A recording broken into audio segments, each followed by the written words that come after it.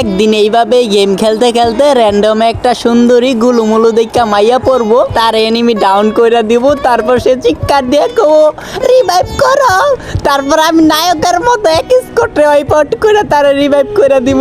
পরে সে কবো বা তুমি তো অনেক প্রো প্লেয়ার, তুমি কি আমার ডো পার্টনার হবা?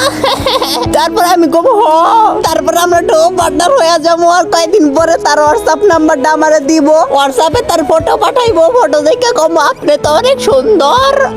তারপর মেয়ে কবো তোমার একটা ছবি দাও, তারপরে আমার ছবি দেবো, আমার নায়কের মতো তুবলাটা দেখে আমরা ক্র্যাশ খেয়ে যাবো।